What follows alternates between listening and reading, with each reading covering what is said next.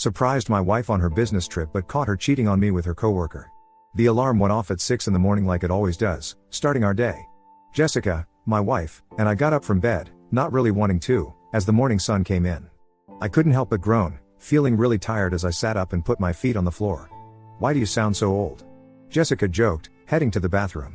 "After last night, I feel like I am," I joked back, thinking about how fun last night was.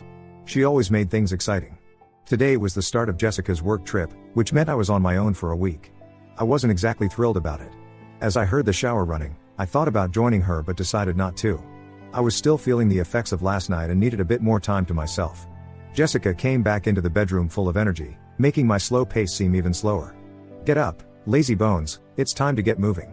We have bills to pay," she said, giving me a playful push. Okay, I'm up," I replied, slowly making my way to the bathroom for a wake-up call. After getting ready, we both had breakfast together before going our separate ways, Jessica to the airport and me to my job. We both work at a manufacturing company in St. Louis. Jessica's a lawyer specializing in negotiations, often traveling for work like her current trip to Denver to discuss a new deal with an aerospace company. These business trips happen a few times a year and last about a week each time.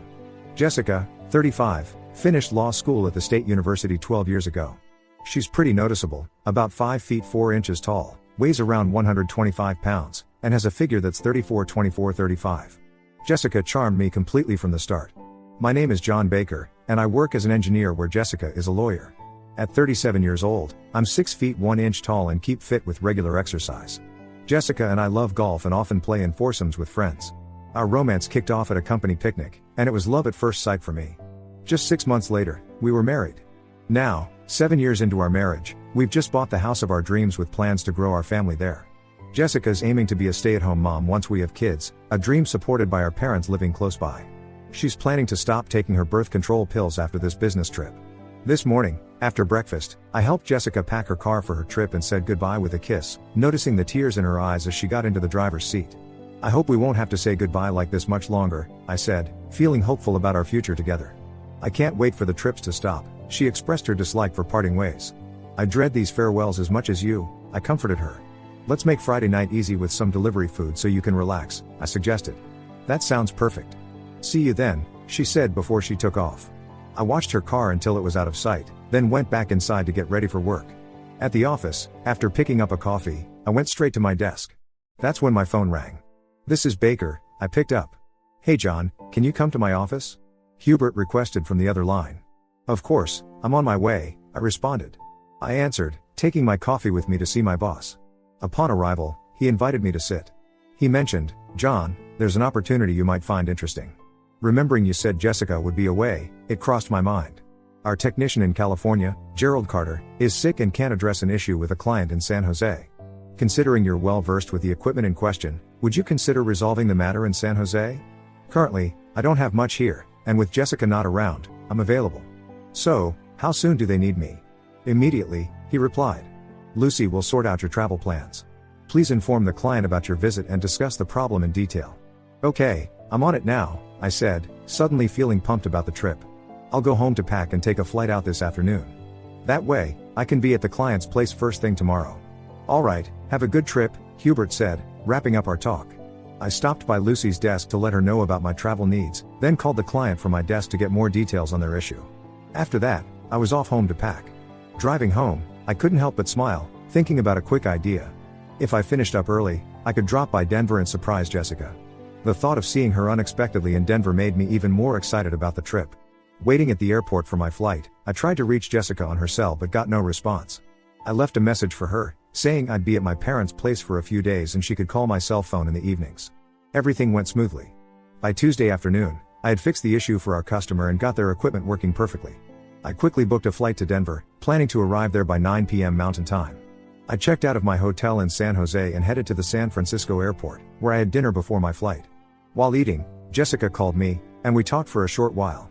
She asked about my parents, and I played along as if I were actually with them. Jessica said the negotiations were moving forward but mentioned she was really tired and planned to just relax in her hotel room that evening. After we said we loved each other, we hung up. After dinner, I got on my flight and reached Jessica's fancy hotel around 9:45 p.m. The hotel staff checked who I was and then gave me a key card to get into her suite.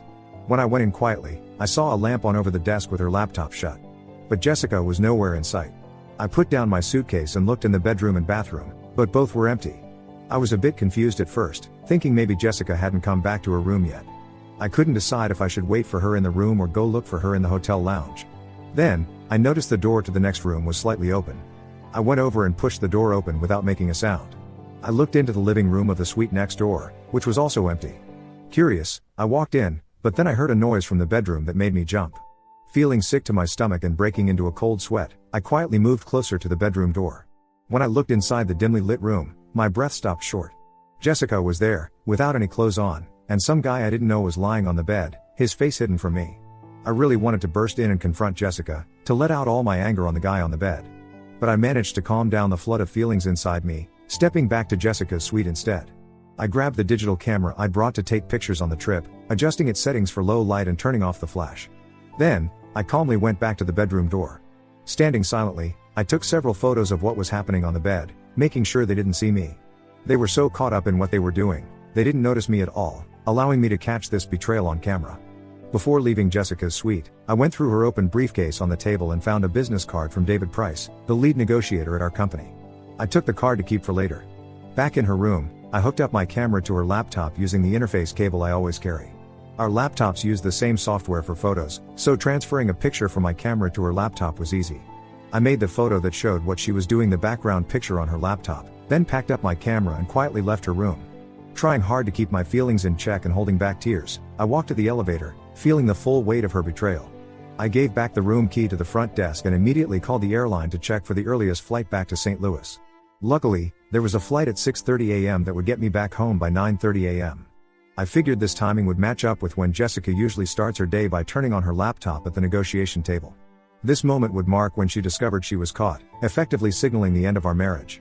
Afterward, I headed back to the airport and checked into a motel close by. Even though I was too unsettled to sleep, I kept going over the upsetting images from Jessica's hotel room in my head, letting myself cry out all the built-up sadness. By 5 a.m., when I left the motel, I had no more tears left and was determined to end our marriage quickly. Back in St. Louis, my cell phone started ringing as soon as I got in my car. When I saw it was Jessica calling, I decided not to answer and turned off my phone instead. Once I got home, the house phone started ringing, and a quick look showed it was Jessica again. I didn't pick up the phone, letting her message go to voicemail. I heard her say, "John, you need to call me back as soon as you can. It's really important." Without responding to Jessica's upset message, I changed my clothes and went out to get a U-Haul truck. When I got back, I started packing quickly, planning to get everything out before Jessica got back home around 4 p.m. In just a few hours, I moved all my stuff to a storage unit I had rented. Before I started packing, I had made an appointment with our lawyer to talk about getting a divorce. Once everything was in storage, I went straight to the lawyer's office to start the divorce process right away. Though I thought about using cheating as the reason for our divorce, I decided on irreconcilable differences instead, keeping the cheating as a backup in case things got messy. I also told the lawyer to change my will to make my brother the only person who gets anything from me. Then, I went to the bank to move half the money from our shared savings and checking accounts into new ones that were just in my name. I did the same with our investment accounts by talking to my investment advisor. Feeling sad, I drove over to my parents' house with my suitcase and walked in through the front door. My mom was surprised to see me. "John, what's going on?" she asked. "Jessica's been calling here nonstop looking for you. Did you say you'd be here?" I sat down with my dad, who's retired now, and told them everything. They couldn't believe what I said about Jessica cheating and that our marriage was over. I asked my parents if I could stay with them for a while until I found a place with furniture, and they said yes right away. My guess was spot on because around 6 in the evening, just as we were getting ready to eat dinner, someone rang the doorbell. My dad went to open the door and came back with Jessica looking really upset. "John, why haven't you been picking up my calls? I needed to talk to you. All your stuff is gone from our house," she said, her voice shaking. "I thought the note I left on your computer would tell you everything you needed to know," I told her in a calm way. "Oh, no, I was scared it was you who left that note. Can we please go talk somewhere, honey?" Jessica begged. "Jessica, I'm not your honey anymore, and there's nothing left for us to talk about. I've started the process to get a divorce, and if we need to say anything, our lawyers can handle it. Seeing what you did in Denver has completely destroyed any feelings I had for you, and I'd appreciate it if you left so I can enjoy my dinner," I said without hesitation. "Please John, let's not end things without a proper conversation," she begged with desperation. What excuse could you possibly have for cheating? It wasn't self-defense, that's for sure, especially after what I saw and have proof of, I shot back, standing my ground. "You might want to give David, your boyfriend, a heads up that I'm coming for him next. I'm curious what his wife will think of all this, I added. Oh my God, can't we just talk about this? John, please, Jessica begged, her voice full of fear. Just leave, Jessica. You're making my dinner go cold, I insisted. But here's a thought. Why don't you take your time and write me a detailed letter explaining why you thought it was okay to break our marriage vows? I'm certain a lawyer as clever as you could come up with a convincing argument that it was all my fault, claiming you still have a lot of love and respect for me. With tears in her eyes, Jessica turned to leave, but then paused and looked back at me. Please, John, reconsider ending our marriage without us having a real discussion. Goodbye, Jessica, I stated firmly. After she had gone, tears streaming down her face, my parents sat in silence, shocked by our conversation. John, that was quite harsh, my mom pointed out. Mom, would you like to see the pictures I have of her with another man? That's the real harsh reality, I responded sharply. She's shown me complete disrespect, and I can't accept that. I can't ever trust her again. Do you really want me to have children with someone who acts like that? I get it, son, my dad finally said after a moment. But maybe, after things settle down, you might start to see things a bit differently. I don't think so, Dad. Can we change the subject and just finish dinner? I asked, eager to move on from the topic.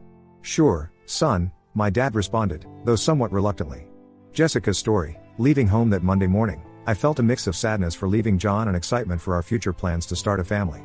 We had been patient, making sure we were ready both financially and in our careers for this next step. Now, it seemed like everything was aligning perfectly.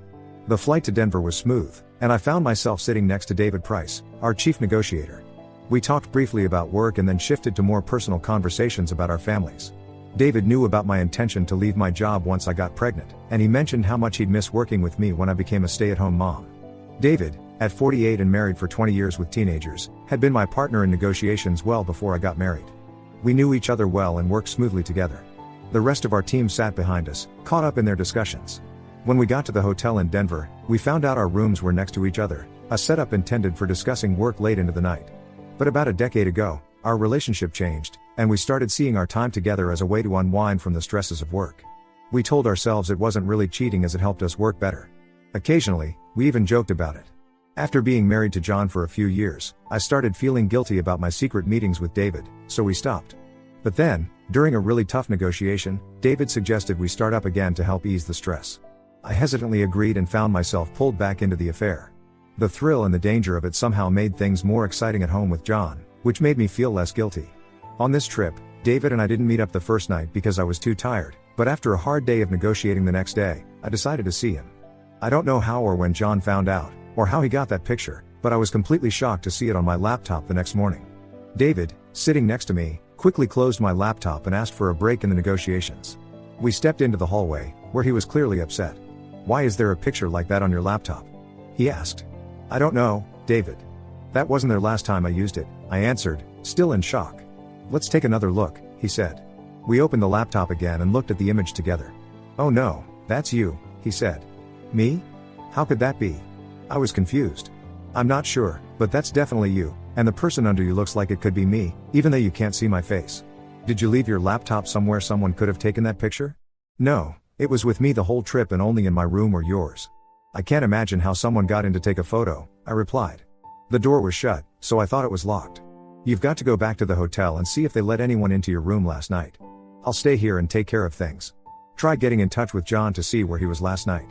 It's impossible it was him. I talked to him while he was at his parents'. Did you call his parents' landline? No, he told me to use his cell phone. That's worrisome. He could have been anywhere when you called. Hit me up on my cell phone if you find out anything. And try to sort this mess out.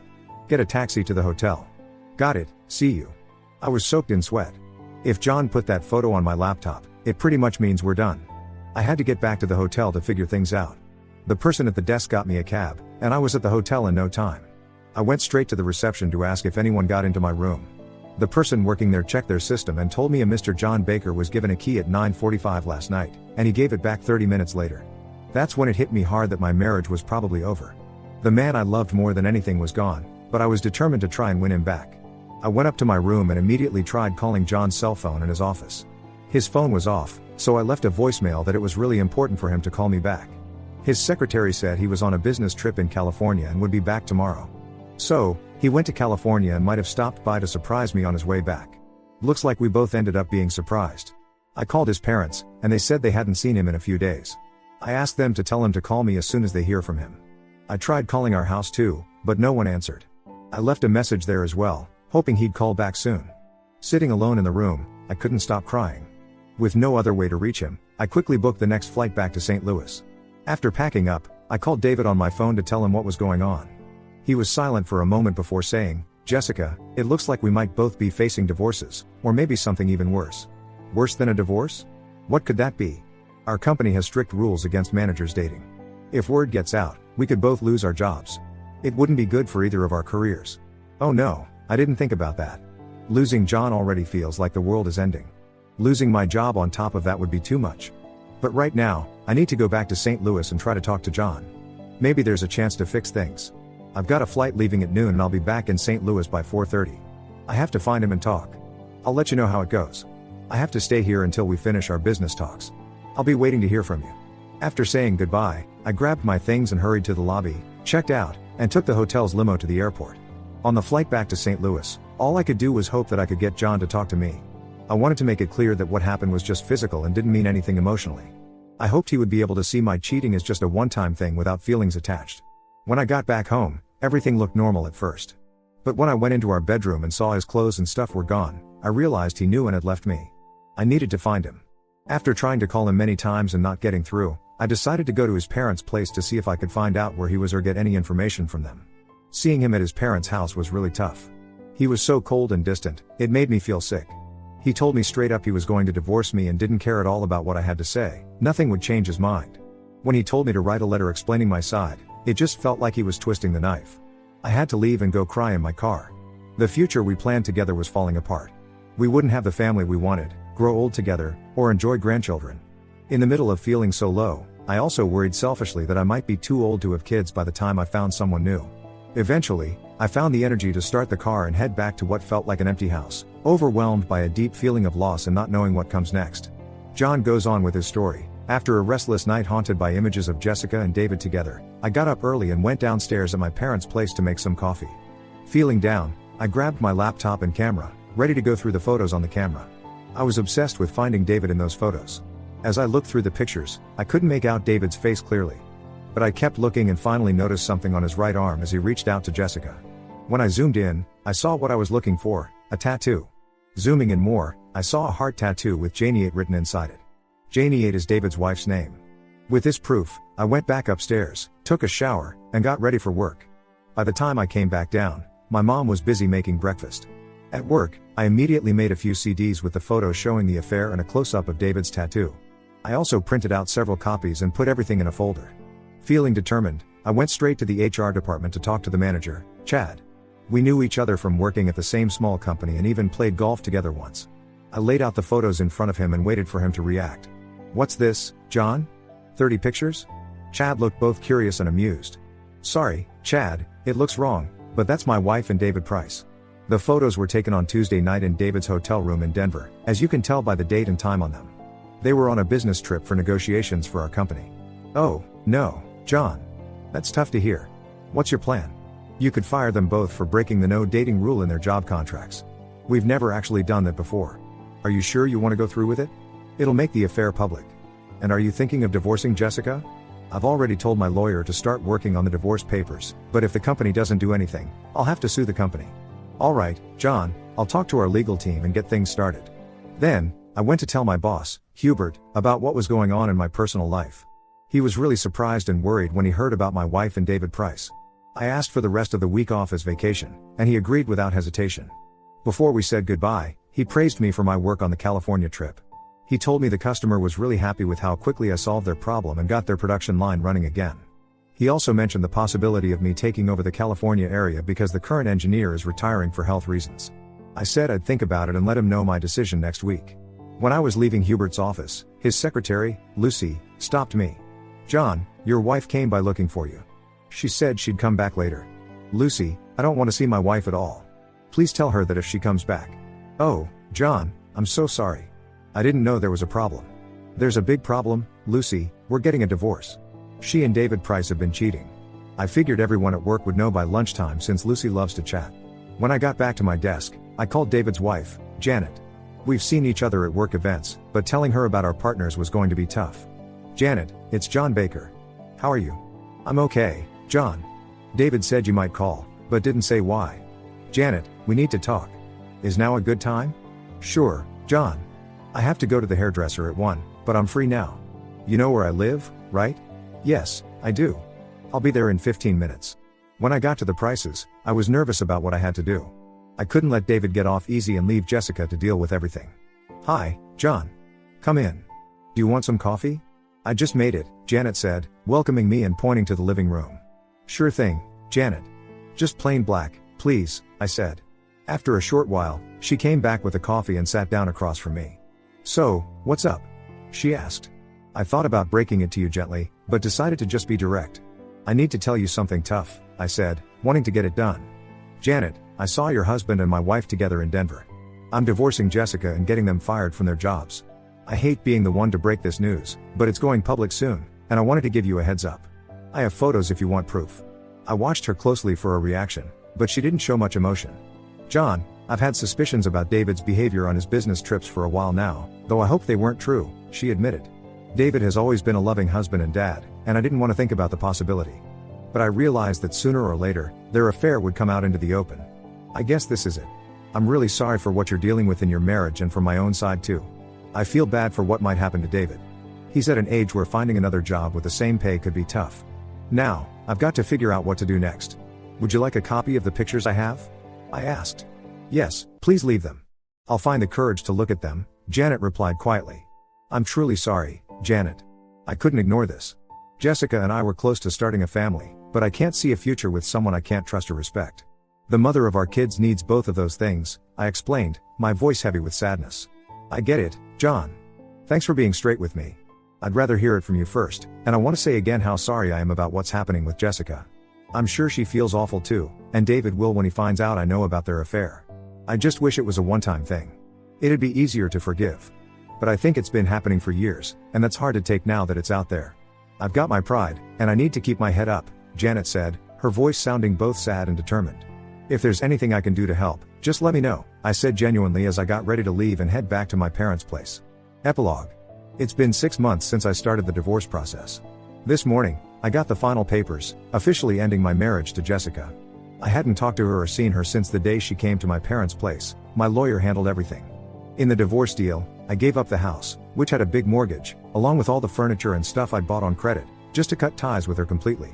I also got my name taken off the mortgage, so she was on the hook for all the payments. Without my steady income, she had to sell the house, and she took a big hit financially. At first, she tried to fight the divorce, but I gave her an ultimatum: sign the papers in 48 hours or I'd change the reason for the divorce to cheating and put the pictures of her and David online.